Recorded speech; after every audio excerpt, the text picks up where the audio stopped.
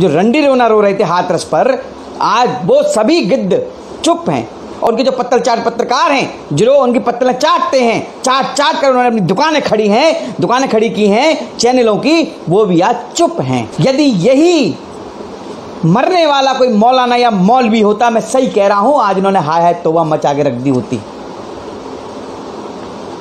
देश का जीना दुश्वार कर दिया होता, आतंकी संगठनों को अपने साथ मिला लिया होता। जैसे कि आपने हाथरस में देखा, पीएफआई के लोग उसमें शामिल थे। हाथरस केस में रातों रात को उफान देने वाले तक वाले अपनी टीआरपी बढ़ाने चक्कर में अपने पिछवाड़े में आग लगा बैठे हैं। एक गरीब ब्राह्मण को जिंदा जला दिया गया।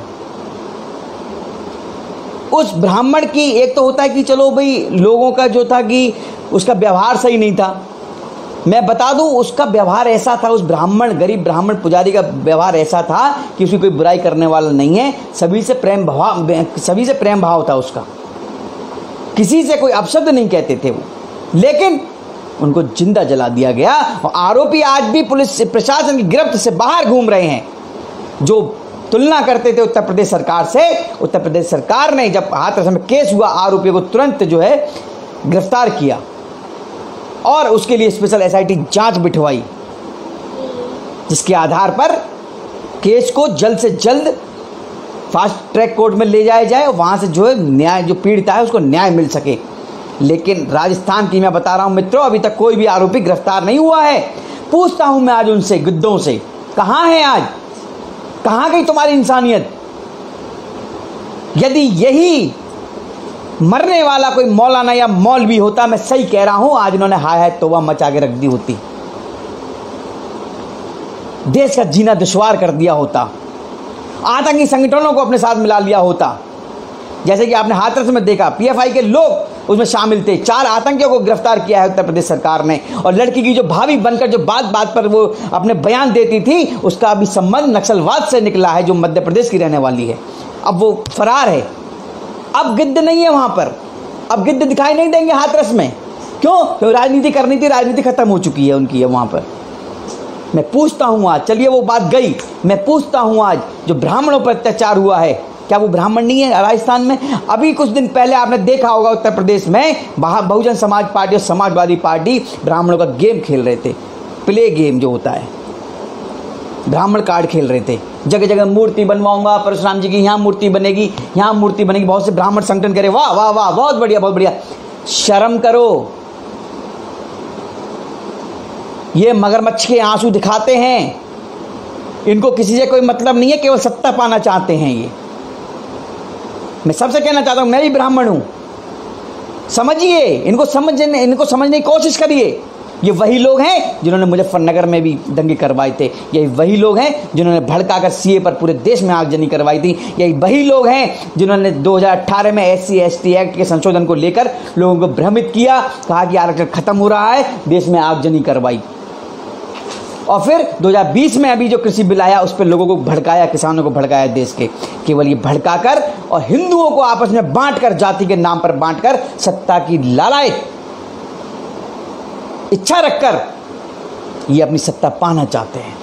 मित्रों, हमें समझने की आवश्यकता है, हमको एकजुट होने की आवश्यकता है। अगर हम एकजुट रहेंगे तो इनकी इतनी हिम्मत नहीं जो हमें ये अलग कर सकें। आज ब्राह्मण मारा गया है, कल कोई क्षत्रिय मारा जाएगा, अगले दिन कोई वैश्य मारा जाएगा, कोई कुछ मारा जाएगा, कोई शूद्र मारा जाएगा, किसी का कुछ नहीं जाएगा। जाएगा किसका? मेरा आपका, मेरा या आपका।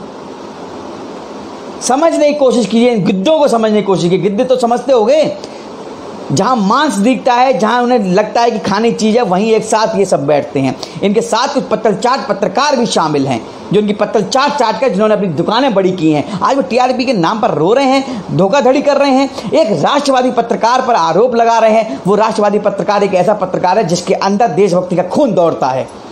मैं बता दूं आपको, उसके साथ पूरा देश खड़ा है। मैं देखता हूं रिपब्लिक भारत, मुझे कोई पैसे नहीं देता, 500 रुपए।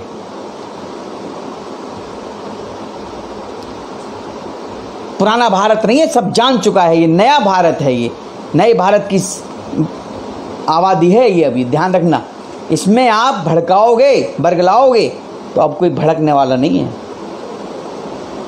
चलिए खैर वो तो बात रही, मैं आपको बता रहा था, आगे आपकी इच्छा है जैसी आप सोच रखते हैं, क्योंकि आदमी कहावत है कि जैसी हमारी सोच वैसी सामने वाला। लेकिन हमें आवश्यकता है इन गिद्धों को समझने की। देखो, इंसान इंसान होता है, आदमी को इंसानियत समझनी चाहिए, लेकिन यहाँ तो राजनीति करते हैं।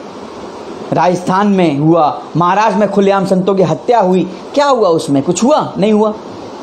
वो भी एक रिपब्लिक भारत ने चला दिया तो लोग जान गए कि हाँ हत्या हुई है, क्या हुआ है। पत्रकार तो वो भी दिखाने तैयार नहीं थे। हाथरस केस में रातों रात को उफान देने वाले तक वाले अपनी टीआरपी बढ़ाने चक्कर में अपने पिछवाड़े में आग लगा बैठे हैं। पूरा देश थूक रहा है तक पर, खाली हो जाएगा सब। ये पत्रकारों ने जो पत्रकारिता के नाम पर धब्बा जो लगाया है, बहुत ही शर्मनाक बात है।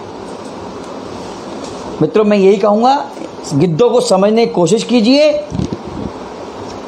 आपका हक, आपका जो एक वोट है वो भारत को बदल सकता है।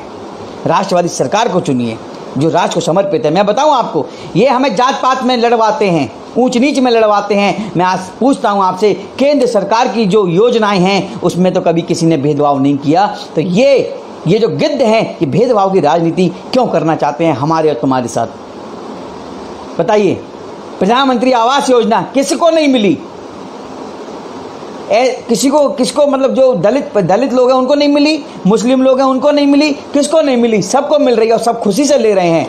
लेकिन ये जो सरकारें जब आती हैं तो ये इनका काम क्या है? इनका काम समझिए, इनकी जो विचारधारा यही समझिए कि ये हिंदू जो हैं, हिंदुओं को पकड़िए, आपस में इनको बांटिए और इनको बांटकर इनको कटवाओ, इनको मरवाओ, उसके बाद अपनी सत्ता हासिल करो। ये इनका मेन मुद्दा है गिद्धों का। इन गिद्धों की जो सोच विचारधारा है उसको समझने की बहुत आवश्यकता है। मित्रों, समझिए उसे। राष्ट्र के लिए अपना हक जो है, अपने हक के लिए वोट दीजिए सरकार को। राष्ट्रवादी सरकार चुनिए। राष्ट्रवादी सरकार राष्ट्र को समर्पित है। मैं बता दूं आपको, भाजपा सरकार में किसी के साथ कोई भेदभाव नहीं है। सबका साथ सबका विकास जो संकल्प है उसके साथ केंद्र सरकार चल रही है। जहां भाजपा शासित राज्य हो या केंद्र सरकार, हर तरह से ये प्रयास करती है कि हमारे देश का, चाहे दलित हो, छोटे से छोटा, गरीब से गरीब भाई बहन, किसी योजना से वंचित ना रह जाएं।